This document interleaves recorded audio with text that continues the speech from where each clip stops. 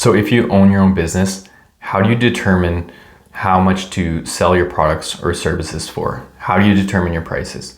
This is a good question, a difficult question, sometimes a complicated question.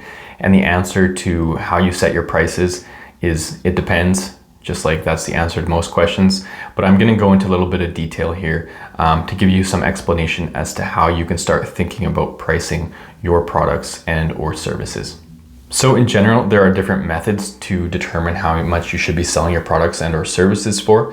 It could be based on input costs. So what is it actually going to cost you to produce those goods or services?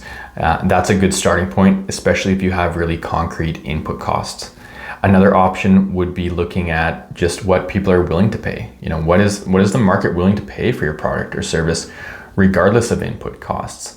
And another option would be comparables. So if you're providing some type of good or service that already exists in the market, what are other businesses charging for those goods or services? Because you're probably going to want to be in alignment with them, unless there's a way that you can offer it cheaper because you have cheaper input costs, or if there's something that's superior about your product or service where you can charge significantly more, looking at comparables can be a good option as well. So those are the three main ways to analyze that, and I'm just going to give you a few examples here.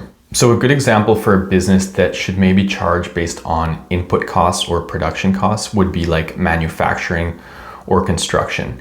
If you're building a garage for someone, or you're building a fence or a deck, you can kind of determine how much you should price that project for based on input costs. So if you're building a fence, how much wood are you going to need to buy, or vinyl, or whatever it is you're using?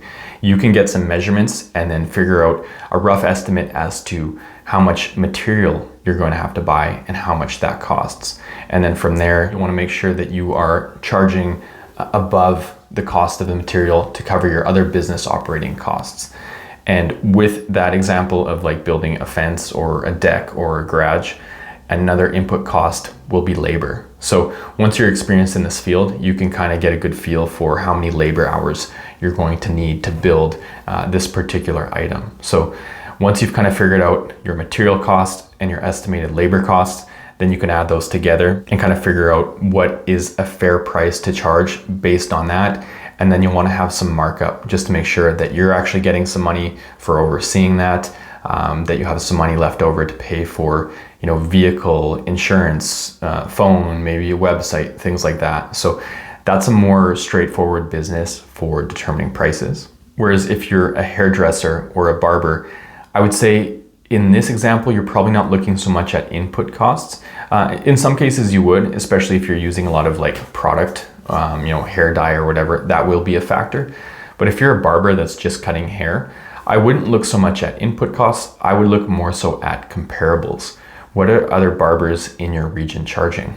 Where I live, the average haircut through a barber is probably like $30. So the low end 20 and the high end maybe 50. So if you're starting out as a barber, you're probably not gonna be able to charge $80, at least where I live, because you can go anywhere else and it's going to be cheaper. And if you only charge $10, maybe you're not charging enough. It's too low relative to the comparables, even if you feel like you can be profitable on $10. So in that case, you're probably going to want to be somewhere between 20 and 50, and then determine, what makes you higher on that scale or lower on that scale, based on the services that you provide. Maybe it's kind of more of a high-end barbershop or whatever. So in that case, I would mostly focus on comparables. And now if you have some type of new product, or more so even a new type of service, and there's not really comparables and your input costs aren't really that clear, that can be more difficult, or the most difficult, to determine your pricing. And I would say in that case, maybe it's trying to figure out what people are willing to pay for it. So if you have some type of new service or some type of new software as a service, maybe you're having to survey people and ask them what they think it's worth, or try to find some similar comparables, even if they're not the same industry, and kind of get a feel for what those prices are. So that can be the toughest one to navigate, especially when it is something new, where there's no comparables, where it's a service and your input costs are less clear than like construction. And now one other example where things can be a little bit complicated is if you're a photographer or a videographer, because with this, you are offering a product, you are offering a service, and there's different levels to it. You know, are you just showing up and standing there taking pictures, or just setting up your camera on a tripod to record and you're not really doing much outside of that, and then you're just delivering raw footage? That's a lot different than if you're going to an event where you're kind of acting as a producer, you're coming up with ideas, you're instructing people as to how to move, what to say, what to do. You're actively moving around with your camera, filming, taking pictures. You're going to be doing a lot of editing. You're going to be turning that into maybe a video, things like that. So those are two very different approaches to videography or photography, where one is just kind of like still shot, no editing, raw footage.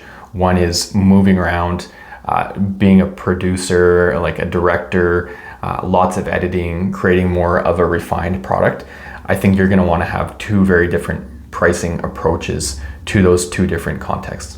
But so in general, I get that sometimes it's complicated in certain industries to figuring out your pricing. Other times it's pretty easy and pretty straightforward. If you're looking to work with a business management consultant that can help you kind of figure out the appropriate pricing for your product and or service, feel free to reach out. I offer a free 1-hour consultation. And if you want to check out other videos on my YouTube channel, I have over 120 videos as of today that cover business management and business startup topics.